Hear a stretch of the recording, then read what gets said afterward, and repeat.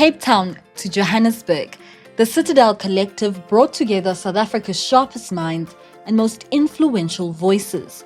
The gathering showcased a platform for conversations that matter and offered bold perspectives on the future of leadership, society, and innovation.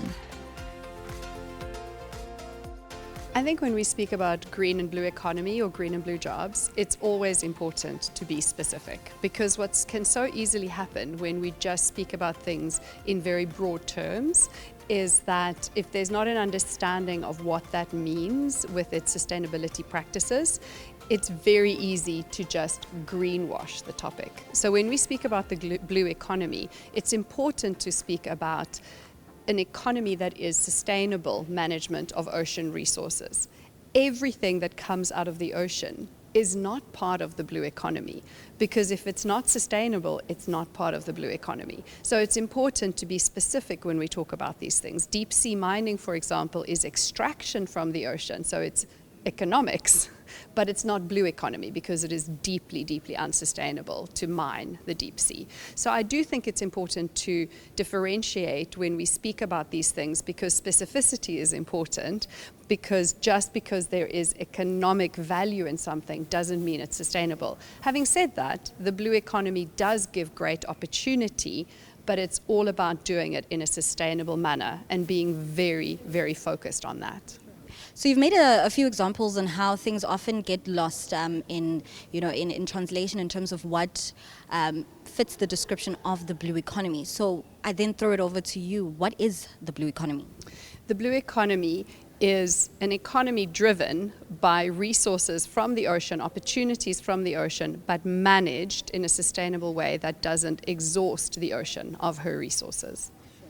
You've also made earlier mention of greenwashing, and in this environment where sustainability and ESG is taking a prominence in how organizations are planning for the future, what do you think is the most important step that can be taken to ensure real impact?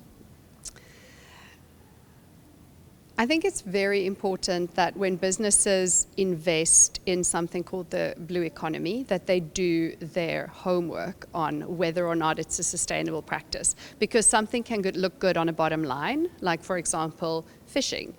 There are many new ways we can fish, but we know that bottom trawling is extremely destructive. So just because we are fishing doesn't mean we are actively adding to a good blue economy. We're actually destroying an ocean that drives the whole blue economy. A dead ocean would allow all of the blue economy to fall flat, from tourism to fishing to any way we look at the ocean. So making sure that we manage this resource is extremely important, and that we don't just see it as a resource. It's the living lungs of the only planet that the human species can live on.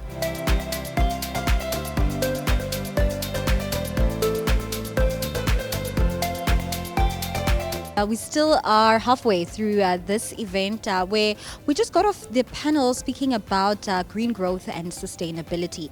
I want to bring you in within the agriculture and food sector. How do you continue to enter this space in a time when sustainability continues to rise? So I think we are bringing a fresh look in some ways in the last 5 years, and not just us, but a lot of companies working in food technology.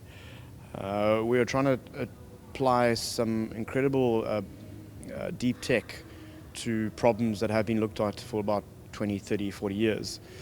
And what companies like Newform are doing, and a number of others in South Africa, are trying to bring it to a cellular level or a lower level, and recreate the foods that we know and love, whether they are meat, plant proteins, or the equivalent, and doing it in a way that has not been done before at scale, but is a new approach to growing foodstuffs in a more efficient way. And it's efficient because we focus on a cell mass. We go from the cellular level and then grow up, meaning that we don't have to grow the entire animal to make the same protein that we love. We can save a lot of water, a lot of resources, a lot of time if we can switch to a more efficient process within parts of our food system. And that could be something like cellular agriculture. So you briefly just explained to us some of the considerations, but I'm still interested in the why, specifically in the African context where the subject of food security is not yet been ironed out the way that we'd like for it to be. So what is the why behind your company? I think the why, food security, fits quite neatly into it. We started this company in 2020 because we wanted to reimagine the way that food could be made in South Africa and how we could make that food scale and then be taken to other parts of Africa and then the world. So that's always been our vision.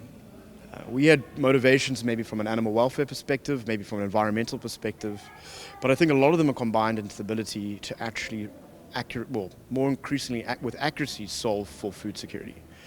And food security means just, there's so many definitions to it, but that's been a big driver for us. And where some of those drivers have happened and why our why has turned into an action has been shocks to the supply chain in South Africa. For example, diseases affecting livestock animals at scale results in consumers not being able to find the products that they want on shelf. And that really showcased the interest for our company. So in terms of the African context, there is a significant bigger challenge at play. Cold chain is a different discussion there. They don't have the supply chains that we have in South Africa and the rest of the world, but that's also something that I think over time will be a challenge that we can solve. And the earlier that we can work in those areas, particularly in West Africa, East Africa, for example, we'll be able to sort of leapfrog the old distribution model of getting food to the consumer and being able to localize it far more than we had before because of the nature of what we do. We grow these in facilities opposed to growing them outside of cities, shipping them into cities, slaughtering, etc., etc. So I think there is a localized version of what this industry can do, which is the industry I'm in, that can help to really work towards being another solution that we need to have in tackling food security.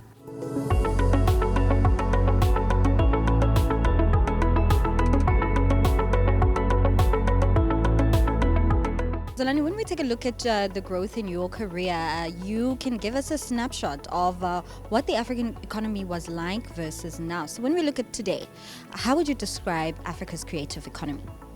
I think Africa's creative economy in 2025 is really very different to what I came into the industry with back in the early 2000s. I think we're so much more aware of our creative capital across the continent. There's so much more interest in our creative capital all over the world, and I think that that's a real massive bonus. I still think there's a lot of access to the benefits that a lot of people, I talk about South Africa only, but so many people, there's so much more access that we can open up for the everyday person. But on the whole, there are many pros many pros for sure.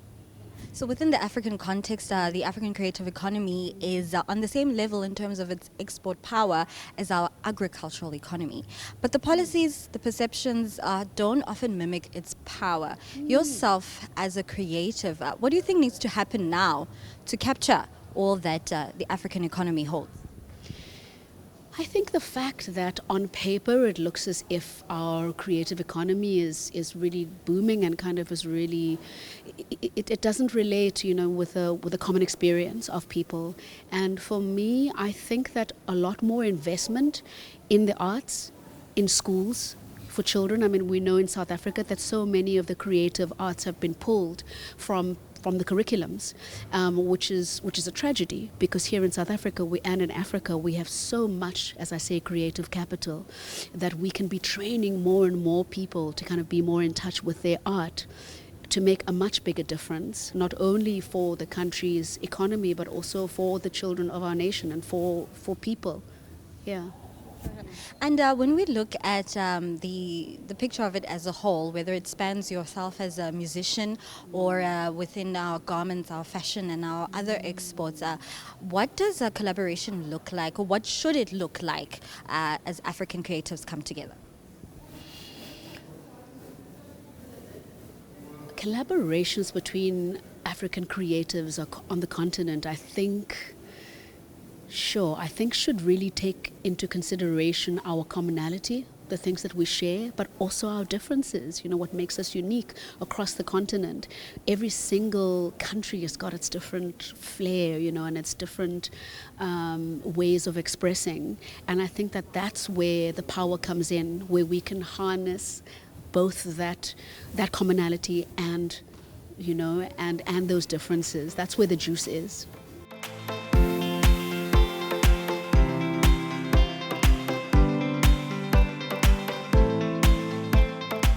Mpho, thanks so much for your time. You come off the first panel of today's event, where they're exploring multi-generational entrepreneurship on the African continent. I want to talk about your product, Kgemere, which is a traditional ginger beer here in South Africa. One, what is the defining challenge you have overcome in the sale of your product? Convincing people that they can have convenience in drinking our ginger beer. We made it a concentrate, and I feel like we're bringing a cultural product that a lot of people know and drink during festive season, during imcimbi at home. And I feel like once we tell them that we're bringing convenience to them, people are convinced once they drink our product, so they like it. Yeah. In your panel, you were joined by two other entrepreneurs, particularly someone from Amazon. When taking a look at Kgemere, which you have bottled a cultural staple of how South Africans enjoy and consume their ginger beer, what are your dreams or aspirations for how you can export this to the rest of the world? So first of all, we just want to get our systems right in South Africa, so get national supply in major retail stores. And in the next 2 to 3 years, we hope to export it in neighboring countries, so Botswana, Lesotho, Namibia, where they are familiar with it. And once we get that right, then we're looking at the US market, European market, to get a feel of a truly South African drink, right? And that's the plan in the next 5 years, I would say. And would you say you have a unique advantage over other traditional drinks? Yes, I feel so, and I feel like our brand story helps us quite a lot. A lot of products that are on the shelf don't really have a brand story behind them. Being a cultural product, I think we get into emotional experience of people because people grew up drinking Kgemere, they like it. So it takes them back home. It evokes those nice emotions where they're at home, catching up with their moms over festive season. And I feel like our brand story does differentiate us from other products that are on the shelf. And what would you say you need the most now as you seek to scale your business? Scaling, I think the biggest thing is distribution. Without big distribution, even if your product is great, people are unable to get it right. So as I said, we're looking at listing with major retail stores nationwide, so that even if you are in Lusikisiki, you are able to get our product. Even if you are in Mokopane somewhere, you are able to get our product. So distribution is something that we're concentrating too much on, and to get the product out there for people to know the product. So a lot of marketing behind educating people on Kgemere. And earlier you made a mention about your brand story. What's one thing you would like people to know about Kgemere? One thing I'd like people to know about Kgemere is it's happiness, right? Like I said, it evokes those happy memories, those old memories.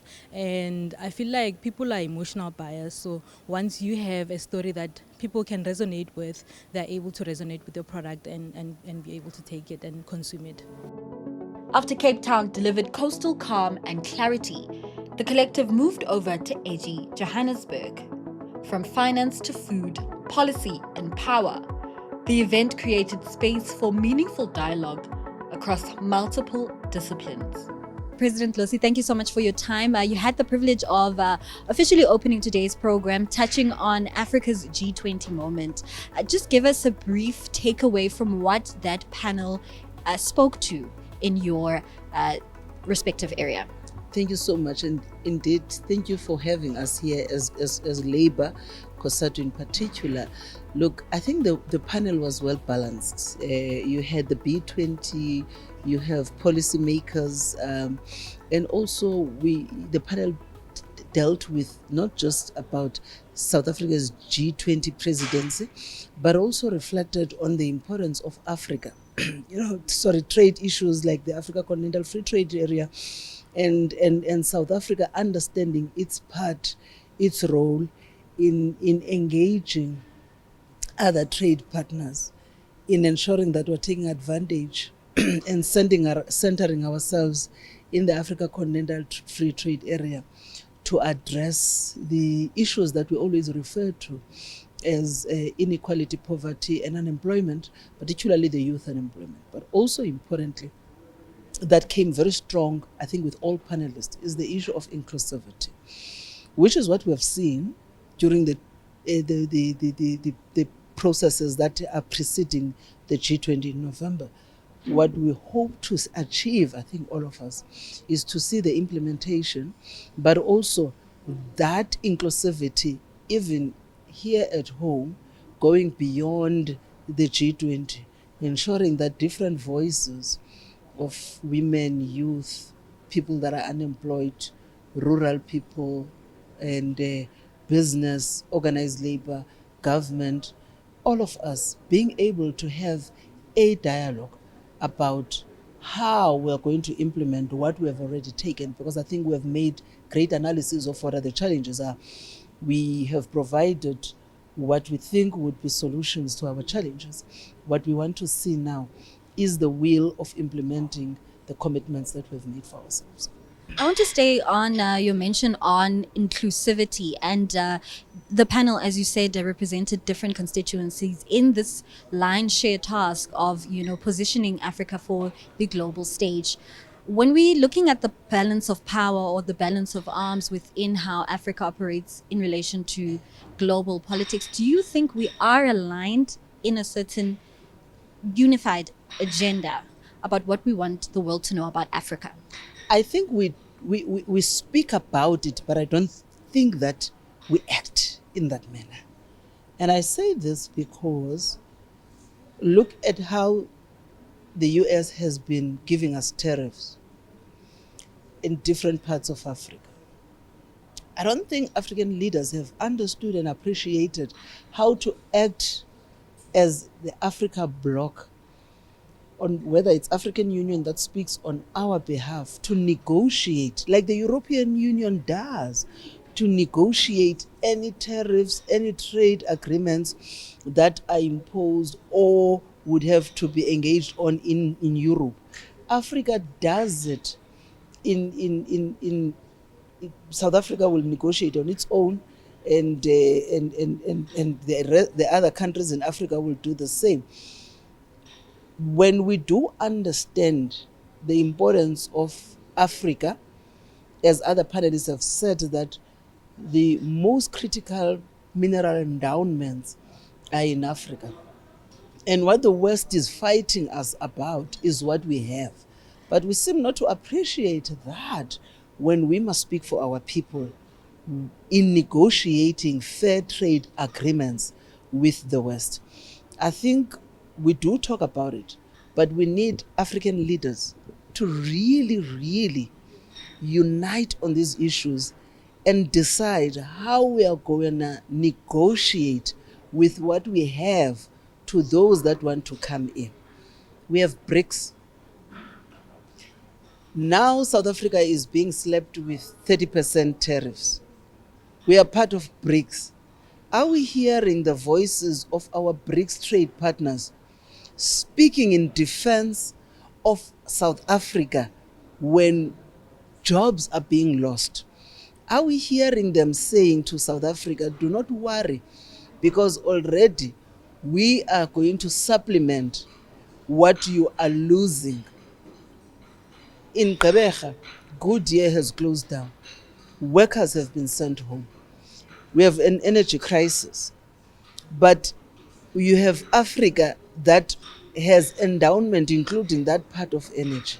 How are we talking about these issues as an African continent?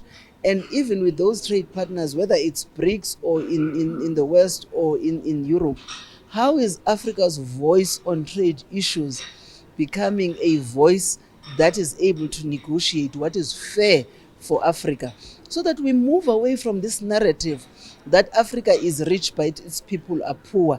It cannot be a continuous narrative that we are pursuing every time we want to make a juxtapose, you know, what Africa has and what those that are trading with us have that they do not possess. African leaders need to understand what unity is about, including the growth of our economy as an African bloc.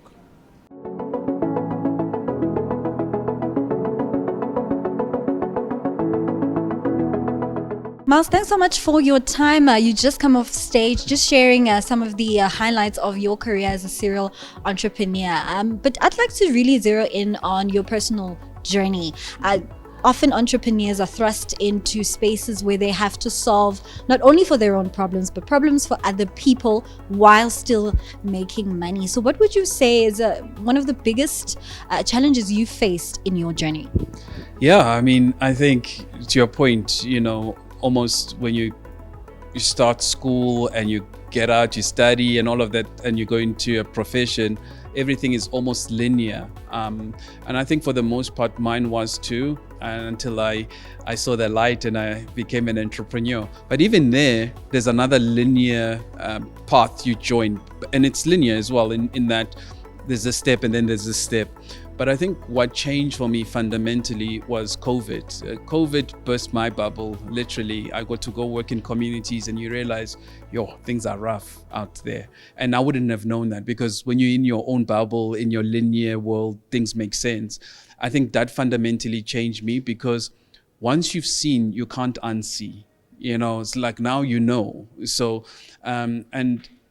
and it's also, it turns out doing good is just good business. There's so many things and opportunities that are hidden in plain sight that we've now morphed into good business opportunities. I'd really like to stay on the point you've just made about opportunities hiding in plain sight. And I think the mainstay or the common thread within the businesses you have started is a lot of intersections between opportunity that you've identified that other people have not seen. Right. So how do you then get to that position? And for others looking to you for words of encouragement, how do you also assure yourself and others that it's worth the pursuit? Sure. I think, like I said, great opportunities are hidden in plain sight. So they're there. So you need to know how to see them. And how I've learned to see them is what I tell my team is you must always listen with your eyes, right? Because if you ask people what their problem is, they'll tell you what they think you want to hear. But when you have the humility to shut up and watch how they actually behave, that's where the gold, that's where the magic is. That's where you see, it's like, I would have never known that. Because also, if you come out of your bubble and you go to spaces that you don't typically spend time in, that's where you see that, no, this is how people are behaving. This is what they're spending their money on. And therefore, that's how you start seeing those opportunities. Yeah. And while you're encouraging people to retrain themselves to see these opportunities, where would you say some of the biggest opportunities remain untapped? Yeah, I mean, again, because I work in rural communities and in townships, like rural communities, wow. You know, if I wasn't so deep in the projects we're working on, in particularly in township, I think the next or the most logical tier for me would be rural communities. There's so many basic services that are needed there, and so easily doable. You know, if you just could see what people need and you just package it and give it to them. In fact, maybe the best way I can put it is like a lot of entrepreneurs now with AI and all these things, people come up with firsthand lived experiences and come up with solutions for that. And that makes sense because you're solving for a problem you have, right? But what I found with that is then you're going to spend a lot of money trying to convince other people that the problem you have and that you're solving for is a big one. So you spend a lot of money on advertising and co-opting people to feel the same way and ultimately buy a product. But if you go and find a problem that's already at scale, you don't have to spend advertising and convince people because there's already a lot of them that are having the same problem. So I guess the nutshell is go find problems that are already at scale. You also just spoke about AI, which is something I also really want to explore. As the adoption and use of AI continues to grow, the opportunity is, now more evident than ever for businesses to use this tool to then equip them with their the skills needed. So, from your perspective as a serial entrepreneur, one, how positive is the contribution of AI in a business? I mean, I think everybody's seeing the prevalence of AI. It's going to influence and impact on so many industries, professions, and so forth. One of the big projects we're working on is called DIME. We're working with the United Nations Development Program. So I'm sure you've seen how many children, I think 23 children died over the last 18 months eating poisonous foods from spaza shops. So we're working on a project that primarily uses AI to make sure that spaza shop owners can, scan their shop to make sure that, there's no pathogens that are in the shop, and also just make it easy for them to comply and train themselves. And in training, the biggest challenge is language, because most of these tech stacks are in English. So the trick is, how do you make it, firstly, that Ugogo, who's sitting maybe just selling vegetables, you make it so accessible that she feels like there's my mom calls herself a BBC, born before computers. So you need to overcome the just technical fear, but then now you got to overcome the AI side of things, right? So what we're working on is making that very, very simple so that people adopt it and use it.